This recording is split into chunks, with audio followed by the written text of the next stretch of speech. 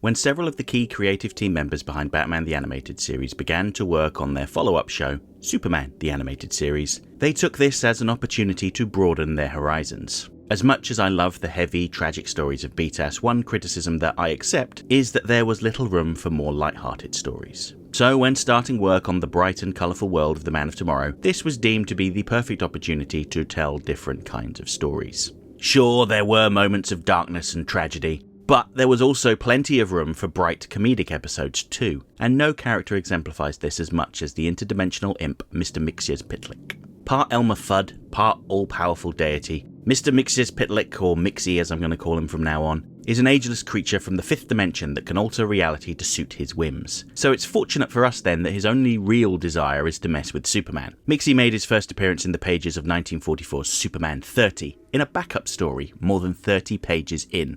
And that's a key point I wanted to highlight. He wasn't the guest villain of the comic. He was a comedic figure in the 3rd backup story. The headline tale is a contrived story about Superman making Lois Lane think that Clark Kent is pretending to be Superman, and that Superman is pretending to be Clark Kent.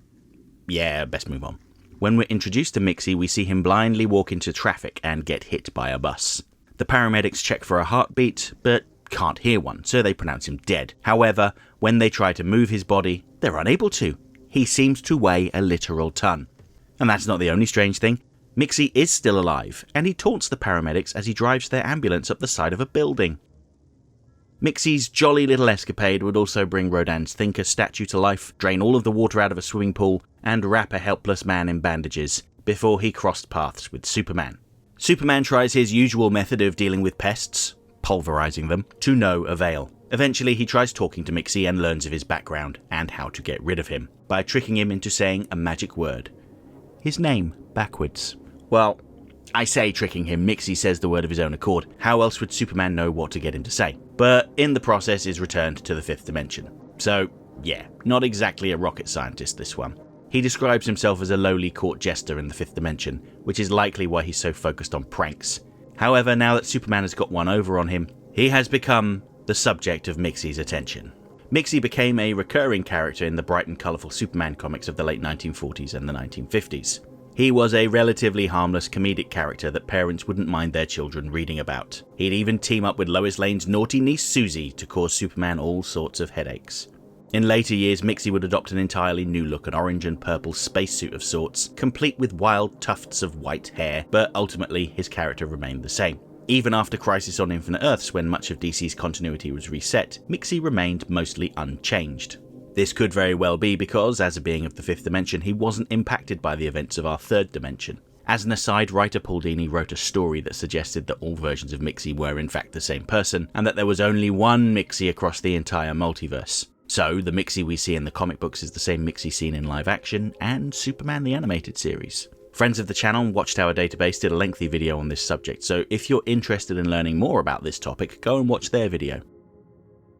After this one, of course. So that brings us to the version of Mixie, or should that just be Mixie, that we see in Superman the Animated Series. Mixie debuted in the episode Mxyzpixelated, and the first half of the episode was heavily inspired by Mixie's first appearance back in Superman 30. The story opens with Mixie calling out for his lost friend, McGurk, who also turns out to be Rodin's Thinker statue. During the Thinker scene, we're shown how far Mixie's powers extend. Not only can he make people see what he wants them to see, he has complete control over everyone and everything. He makes Superman behead Rodin's statue, the Kents cluck like chickens, and turns the entire staff at the Daily Planet into animals, all for his own amusement. It's fortunate then that his desires are so pedestrian. All he wants to do is get the better of Superman. And if we consider the fact that all versions of Mxyzptlk are the same person, it becomes clear that Mixie spends his time roaming the multiverse looking for different versions of Superman to get the better of. He may be an immortal, omnipotent being, but he's a child at heart looking for entertainment, regardless of who he hurts. He acts as a warning to Superman to keep his own power in check for fear that he becomes as callous and careless as Mixie. Superman could exert his will on the planet quite easily, as seen in Brave New Metropolis, and later on Justice League's A Better World. But he chooses to be a decent person. When Superman defeats Mixie, getting his own back becomes an obsession. Despite Mixie's superior power set, he keeps getting outwitted by Superman, and this wounds his ego. Note that the other residents of the 5th dimension have very little interest in the 3rd dimension. I mean, why would they, when they can do anything and be anything they want to? This is what separates Mxy from the rest of his people. And it's funny that Paul Dini went as far as describing him as brain damaged. Note that this is even used as a defense for Mxy when he's put on trial by his peers for interfering with the 3rd dimension too much in a later episode. While there may not be all that much to Mxy, he allowed the creative team to flex entirely different muscles. He is a proud tribute to the classic Warner Brothers cartoons of the 1940s and 50s. His girlfriend, Gisby, is a love letter to Dan DiCarlo's art style with an array of period outfits. Likewise, Mxy's tricks, such as turning the Daily Planet staff into animals, are references to classic comic book storylines, like the time Lois Lane turned into a horse, or one of the many times Jimmy Olsen became a gigantic turtle. And hey, look what Mxy did to the Kent's cat Streaky, as in Streaky the Super Cat. I particularly liked the humorous ways in which Superman tricked Mxy into saying or writing his name backwards. Although the highlight moment has to be when Mxy spent 90 days building an ultimate battlesuit and entered into the 3rd dimension to conquer Superman. And he was forced back into the 5th dimension within 10 seconds. We didn't see how Superman defeated him, but the speed at which it happened and Mxy's visible frustration was all we needed to see. There may not be much else to him, but that's okay. Not everyone needs to be a deeply tragic figure with relatable motivations. Sometimes being a goofy little guy from another dimension is enough. Mxy's second and final appearance comes in the episode Little Big Head Man, where he tricks Bizarro into believing that the people of Metropolis have been mocking him behind his back. It wasn't a difficult challenge by any means, but it was incredibly effective. Mxy had sworn to stop interfering with Superman, so he acted through Bizarro. While he thought this was a brilliant loophole in his agreement, his peers disagreed and stripped him of his powers as punishment. This left him stranded in the 3rd dimension to work off his debt to Bizarro by helping him protect his barren planet. And the last time we saw him, he was getting chased by Bizarro's loving pet, Crypto. Part of the reason why Mxy didn't get used very much in the show is because he is particularly one note. Bruce Timm has noted that they had lots of ideas for using Mxy, but none of them could really get past the ideation stage. Personally, I think that Mxy is a silly character that works best in comic books rather than in the cartoons or live action. In comics, there's no budgetary limitations when it comes to presenting his powers, and the slightly shorter length means you don't need to flesh out the stories quite as much. Case in point, his multiple appearances in the Superman the Animated Series tie-in comics, Superman Adventures. In Superman Adventures 16, Mxy changes reality so that Clark Kent is no longer Superman, and spends the issue posing as Superman in an attempt to make Clark think he has gone mad. Fortunately, Clark set a 90-day reminder on his computer's calendar to remind him to watch out for Mxy, so when everything seems topsy-turvy, he knew who the culprit likely was. Once he was banished, everything returned to normal. With his infinite power, you might find yourself wondering why Mxy doesn't just go back in time and prevent Clark from becoming Superman. Maybe go all the way back to Krypton and prevent it from ever being destroyed. Well, a pair of Superman Adventures issues cover this topic. Superman Adventures 26 shows Mxy going back in time to bother Superman before he became Superman. There's a nice comparison between the young Superman, frustrated at having to restrain himself all the time, as Pa Kent reminds him that you need to have life experience before you can wield that kind of power, which is something Mxy clearly lacks.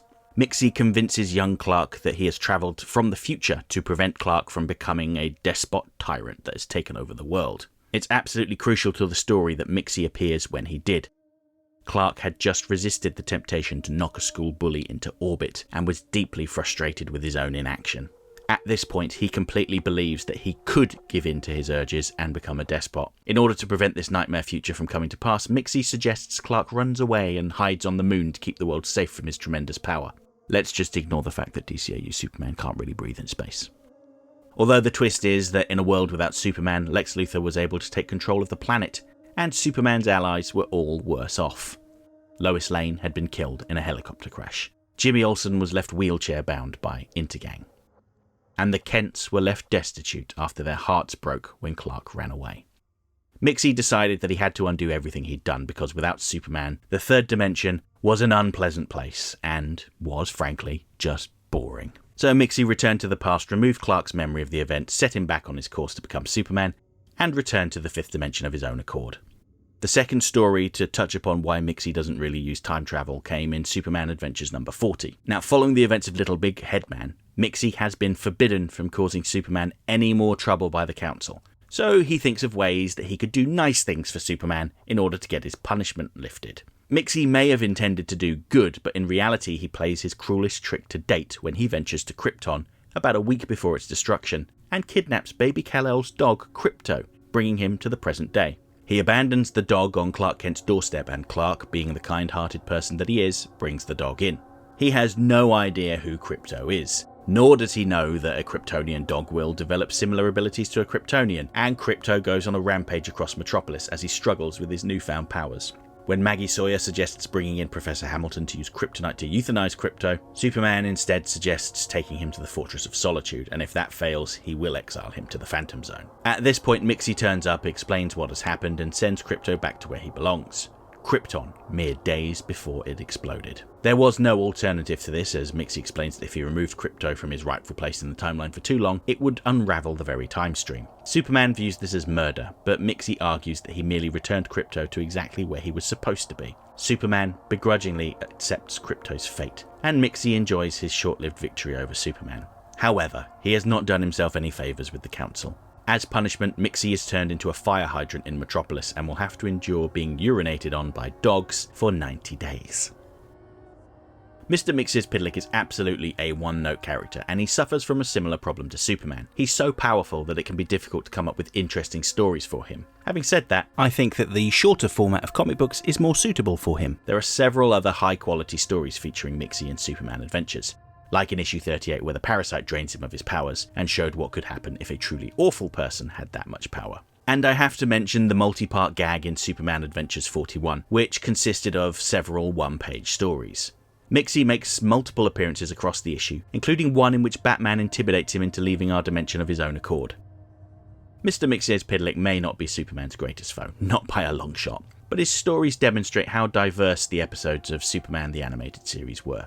You had thrilling science fiction adventures with episodes like Blast from the Past and Stolen Memories, disturbing horror stories like The Way of All Flesh and Fun and Games, the tragedy of Apocalypse Now, the noir thriller The Late Mr. Kent, and pretty much everything else in between. There's plenty of room for a goofy little guy in a purple suit and bowler hat who just wants to get up to some mischief.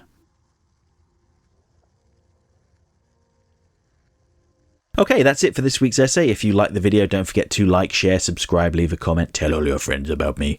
You know how YouTube works. If you really enjoyed the video and have the means, please consider making use of the thanks button to send a buck or two my way, because every little helps.